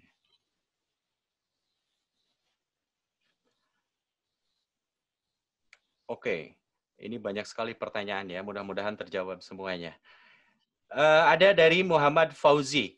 Izin bertanya, saya Muhammad Fauzi dari SMA Albina Islamic Broadcasting School. Saya ingin bertanya, apakah benar jika ingin kuliah jurusan ilmu komunikasi itu lebih baik di PTS dibandingkan PTN? Karena katanya PTS lebih memiliki fasilitas dan kemampuan yang lebih baik. Ini mungkin Muhammad Fauzi bisa survei-survei sendiri. Kalau dalam yang terpenting adalah Fauzinya sendiri ke depannya dalam kuliah ngambil jurusan ilmu komunikasi itu pengen mau menjadi apa begitu, karena konsentrasinya dalam ilmu komunikasi itu banyak sekali, ada broadcasting, ada manajemen komunikasi dan lain sebagainya. Kalau mau masuk dunia broadcasting maka pilihlah universitas-universitas yang punya visi bagus ke depannya sesuai dengan kebutuhan yang saya bilang tadi. Jadi misalnya gini, kalau misalnya Fauzi masuk ke universitas, carilah yang kurikulumnya untuk 5 tahun atau 10 tahun ke depan. Seperti Telkom University ini tentu saja digital content broadcasting. Karena kita sudah menyiapkan 10 tahun ke depan skill yang dibutuhkannya seperti apa. Misalnya gini aja, kasusnya gini aja, ya. Bukan karena sedang di Telkom University, saya lihat fenomenanya. Gini aja misalnya. Banyak universitas-universitas yang masih mempelajari konten digital, konten broadcast itu secara konvensional. Sementara kebutuhannya adalah kebutuhan digital. Dan kurikulumnya masih kurikulum atau yang dibahas materi-materinya itu masih bersifat konvensional. Nah, setelah Fauzi lulus misalnya, 5 tahun ke depan, apa yang Fauzi pelajari di kuliahnya dulu, ternyata tidak sesuai dengan kenyataan di lapangan, bahwa alatnya sudah digital, kebutuhannya sudah jauh lebih maju lagi ketimbang apa yang kita pelajari pada masa-masa kita kuliah. Artinya kita sudah ketinggalan secara ilmu. Nah, di sini dituntut untuk lebih pintar lagi calon-calon mahasiswa ini untuk bisa memilih perguruan tinggi yang memang memiliki visi yang baik. Jadi saya rasa yang terpenting adalah visi ke depannya gitu ya.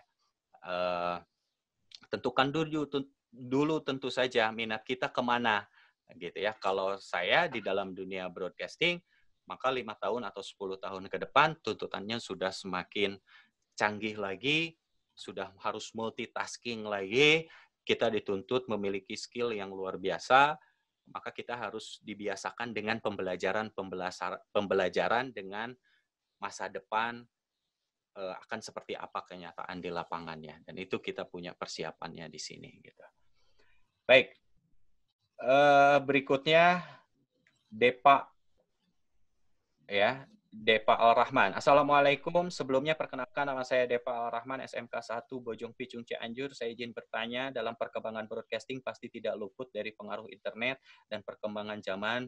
Revolusi apa saja keterkaitan internet dengan perkembangan broadcasting Indonesia, dan apa saja dampak atau pengaruh revolusi industri 4.0 terhadap perkembangan broadcasting di Indonesia? Terima kasih. Oke, baik Depa. Depa Al-Rahmah.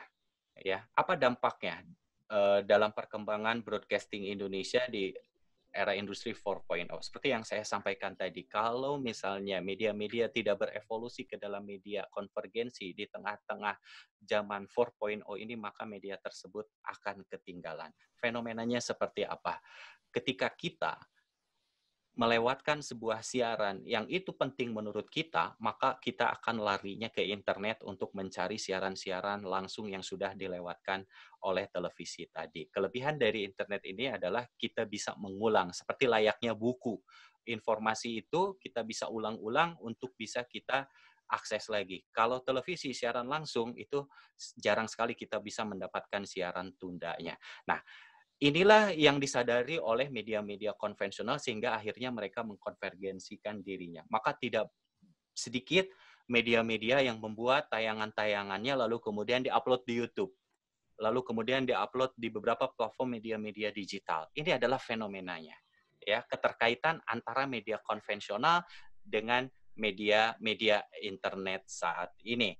Sehingga bisa dipastikan ketika siaran live-nya berjalan, viewers-nya itu tidak bisa kita pastikan pada saat siaran langsung itu menonton. Ada berapa?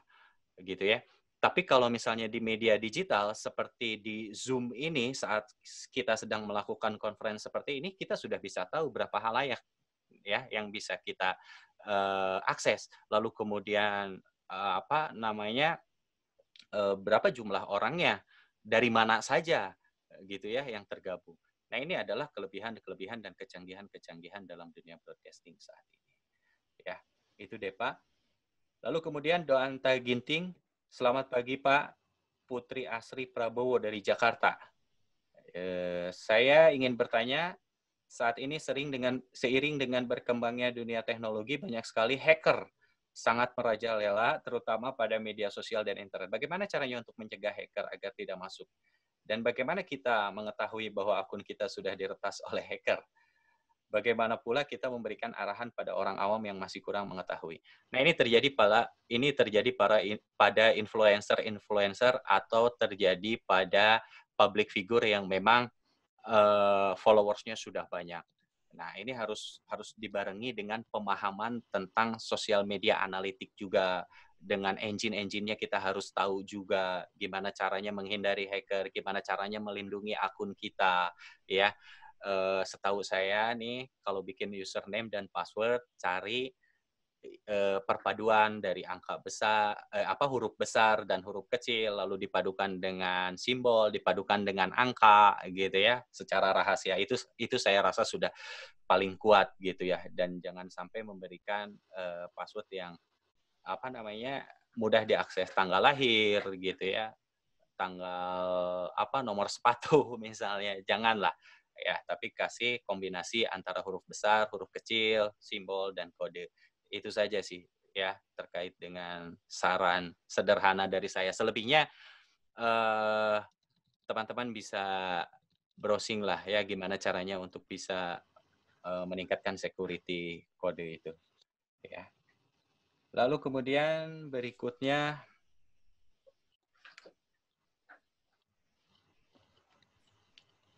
dari Daning Vivi.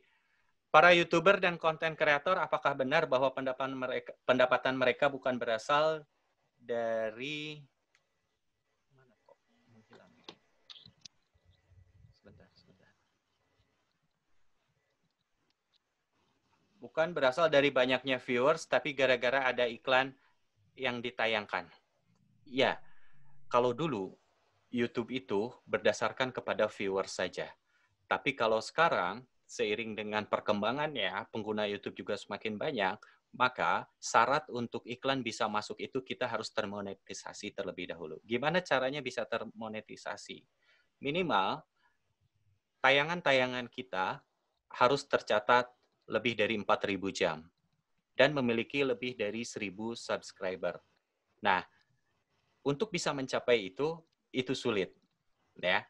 Nah, sebelum itu, berarti iklan belum bisa masuk. Kalau udah lebih dari itu, sudah termonetisasi, maka pengiklan itu akan masuk. Bagaimana sistem penghitungannya?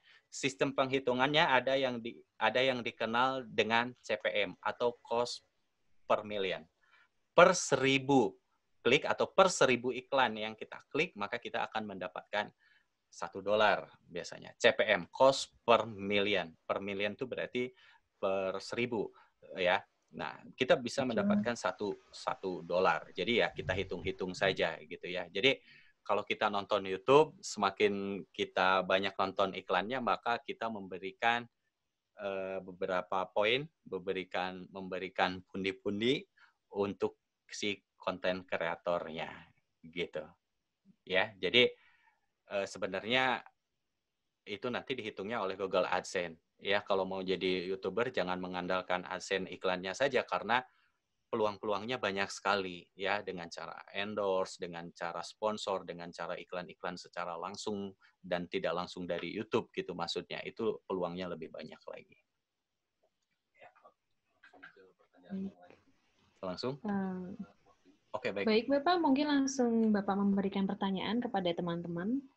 Oke, baik. Saya punya 2 pertanyaan untuk teman-teman dan nanti mungkin ini akan dapat hadiah ya? Betul, Bapak, dapat door prize. Oke, dapat door prize. Ini door prize-nya luar biasa nih. Ya, tolong jelaskan. Ini pertanyaan pertama ya. Tolong jelaskan apa yang disebut dengan konvergensi media. Itu satu. Satu dulu atau 2 langsung nih? Satu dulu mungkin ya, Pak ya? Oke, boleh. Satu dulu. Iya. Coba, ayo, teman-teman. apa yang dimaksud dengan konvergensi media? Tidak harus sama seperti materi, yang terpenting adalah pemahaman Anda. Nanti saya akan pilih. Oke. Sudah banyak sekali yang angkat tangan ini ya.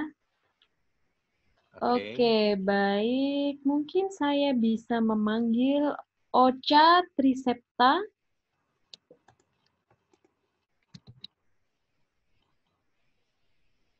Silakan, Ocha. Iya. Ya. Jadi, silakan jawab. konvensional. Tadi gimana, Pak, pertanyaannya? Apa yang dimaksud dengan media konvergensi? Media konvergensi itu adalah penggabungan media yang ada infrastruktur atau konten lama dengan yang baru dengan diarahkan pada satu titik tujuan. Oke. Siap? Betul, Bapak? Bagaimana? Betul. Tepat? Bagus sekali, Ocha. Luar biasa. Ocha dari mana?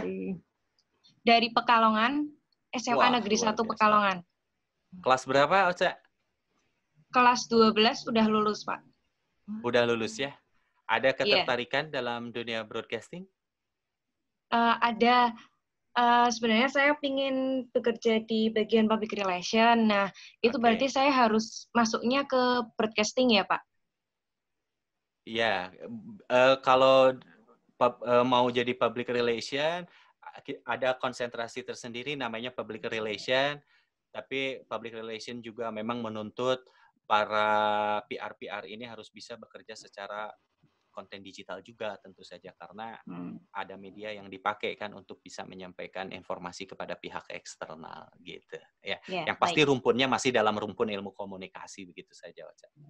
Jadi Ocha nanti bisa lihat-lihat sesuai dengan keminatannya. Ilmu komunikasi itu nanti turunannya apa aja, ada PR, ada jurnalistik, ada broadcasting, ada manajemen komunikasi dan lain sebagainya. Gitu. Baik Pak, terima kasih. Oke. Baik, selamat Ocha. Mungkin langsung saja untuk pertanyaan kedua, Bapak. Oke, langsung saja ke pertanyaan yang kedua. Ini mudah sekali, ya. Kapan atau apa dan kapan ya? Kapan dan apa satelit milik Indonesia diluncurkan? Dan ini menjadi sejarah awal mula perkembangan broadcasting di Indonesia. Iya. Ayo teman-teman. Wah, udah banyak sekali ya ini ya. Saya ingin memanggil Putri Nur Asri Prabowo mungkin ya. Silahkan Putri untuk menjawab.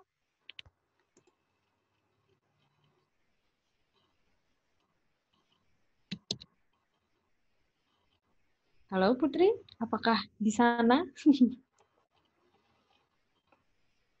Namanya Palapa 1A.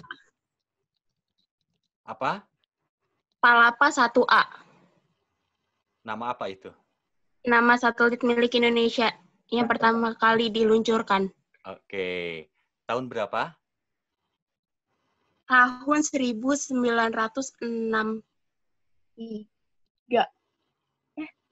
Salah, Putri. Mohon maaf ya. Masih belum beruntung. Kapan dan apa nama satelitnya ya? Oke, siapa lagi mungkin bisa ini lagi? Ya, siapa? Ini mohon maaf sekali Putri ya, kurang tepat. Mungkin saya bisa memanggil Depa Al-Rahman.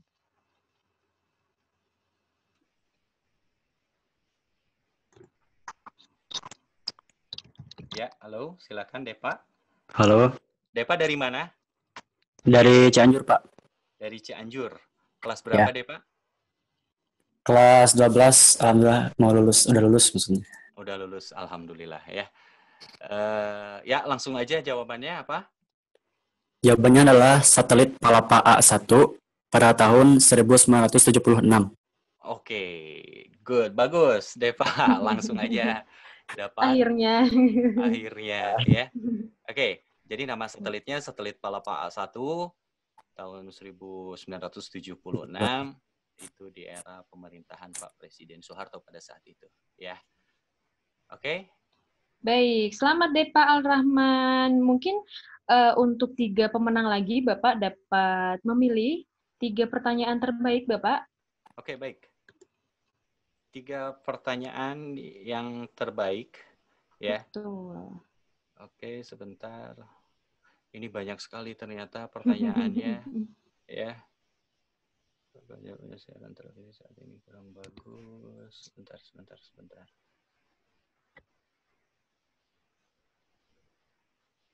Satu pertanyaan yang tadi tentang rating itu bagus sekali.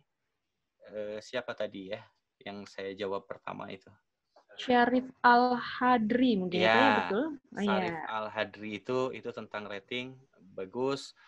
Mudah-mudahan Syarif juga jawabannya dari saya tidak puas, jadi bisa lebih menggali lagi ya informasi-informasinya terkait dengan rating tersebut. Lalu kemudian, ini saya bebas aja ya untuk pilih ya. Betul loh Pak, enggak. Sebentar. Lalu kemudian pertanyaan kedua tadi yang berkaitan dengan konten itu siapa ya? Muhammad Fauzi ya? PTS? Oh ya betul. Yang PTS PTN itu Muhammad Fauzi ya. Nah itu juga bagus menurut saya pertanyaannya. Baik. Muhammad Fauzi ya. Jadi baik, 2. Pak. Satu lagi mungkin ya Bapak.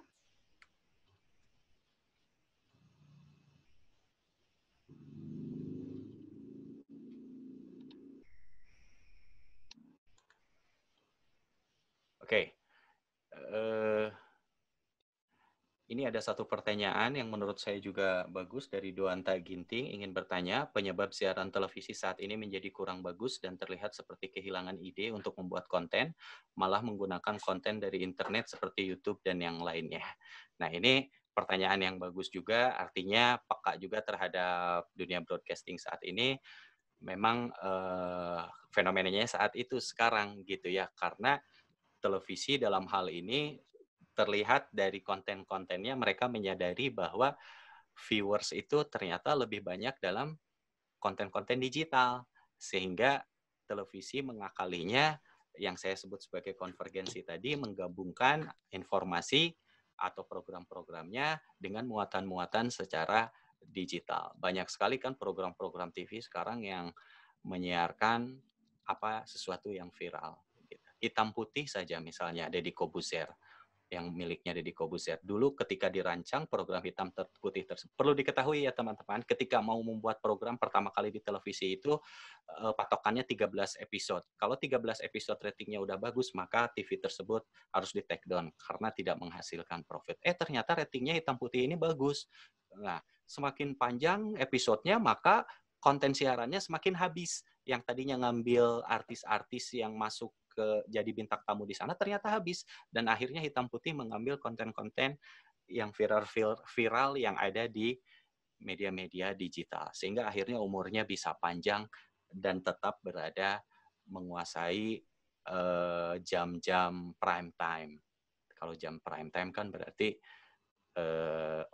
programnya sudah bisa dikatakan bagus gitu, ratingnya bagus gitu. Nah, ini salah satu program yang bisa bertahan di televisi konvensional.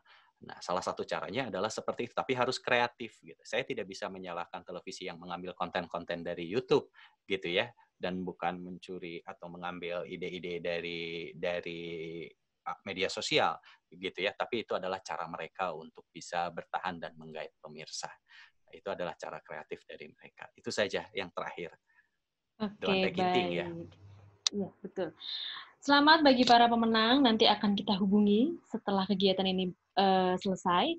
Baik, tentunya terima kasih sekali Bapak hari ini, sama-sama. Luar biasa sekali wawasan materinya, dan tentunya akan sangat bermanfaat bagi teman-teman yang khususnya yang berminat di dunia broadcasting gitu ya. Baik, mungkin itu saja. Sekali lagi kami ucapkan terima kasih atas bergabungnya hari ini, kegiatan yang sangat seru, luar biasa. Akhir kata, wassalamualaikum warahmatullahi wabarakatuh. Waalaikumsalam warahmatullahi wabarakatuh.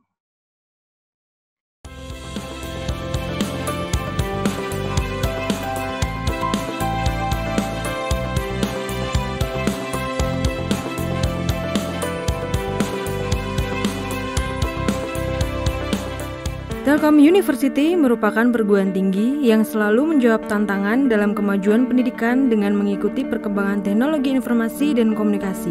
CELO atau Center of E-Learning and Open Education merupakan program yang disiapkan oleh Telkom University dalam menghadapi revolusi industri 4.0, sehingga generasi bangsa Indonesia mampu beradaptasi dan mengikuti perubahan iklim teknologi yang sangat cepat. CELO menyediakan layanan yang mampu menjadi ekosistem bagi model pengembangan pembelajaran yang baru bagi Telkom University, di mana terdapat 3 fokus utama dalam program CELO, yaitu Learner Excellence, Teacher Excellence, dan Institutional Excellence. Dan ketiga pilar tersebut diimplementasikan oleh Telkom University yang akan menghasilkan harmonisasi dalam bentuk pendidikan berkarakter, unggul dalam teknologi, ilmu pengetahuan, dan seni. Program CELO memiliki bagian layanan dan pengembangan yang saling terintegrasi dalam memberikan pendidikan kepada mahasiswa dengan mengkombinasikan pembelajaran secara konvensional dengan pembelajaran jarak jauh atau disebut blended learning. Dalam implementasinya, CELO memiliki beberapa fasilitas dalam mengembangkan model pendidikan tersebut, yaitu yang pertama adalah 14 studio rekaman yang digunakan untuk menghasilkan konten video pembelajaran interaktif. Kedua adalah ruang post-production yang digunakan untuk menghasilkan video dengan materi dan grafis berkualitas tinggi dan berkarakter. Serta adanya sebuah ruang khusus make-up yang bertanggung jawab pada penampilan pengajar di dalam video. Studio yang dimiliki oleh Selo sudah berstandar broadcasting dengan perangkat-perangkat digital yang lengkap. Tentunya akan menghasilkan konten video pembelajaran yang sangat berkualitas serta ditangani oleh tim ahli yang berpengalaman di setiap studio. Telkom University menggunakan metode belajar konvensional tatap muka di kelas sebagai sarana pembelajaran dan juga didukung oleh metode pembelajaran online dalam menyampaikan materi perkuliahan. Pada metode perkuliahan online, terdapat konten video materi yang harus disampaikan di mana dosen atau pengajar mata kuliah tersebut harus melakukan rekaman di studio Selo. Proses rekaman atau syuting ini dimulai dari materi yang sebelumnya sudah dibuat oleh dosen pengampu sesuai aturan. Selanjutnya, dosen pengampu melakukan syuting sesuai materi yang diajarkan. Agar menghasilkan video pembelajaran yang interaktif, hasil rekaman dari studio diolah oleh tim video editor, di mana pada bagian ini dilakukan standarisasi video agar memiliki kualitas dan visual yang berkarakter, sehingga materi yang disampaikan dapat dengan mudah diterima oleh mahasiswa. Selo menyediakan layanan yang memfasilitasi mahasiswa agar dapat melakukan perkuliahan dimanapun dan kapanpun melalui jaringan internet yang disebut e-learning. Pada layanan ini, mahasiswa dapat melihat materi yang diberikan oleh dosen pengampu baik dalam bentuk dokumen maupun video, serta terdapat konten lain dalam mendukung materi pembelajaran seperti forum diskusi, buku ajar, link referensi, serta dapat mengerjakan kuis yang sudah disediakan oleh dosen. Dengan adanya e-learning tersebut, mahasiswa sudah terlebih dahulu mengetahui materi yang terdapat pada perkuliahan, sehingga dosen pengampu bisa melakukan evaluasi di kelas tatap muka selanjutnya. Telkom University bersama Selo akan selalu memberikan layanan dan model pengembangan pembelajaran yang dibutuhkan oleh generasi mendatang.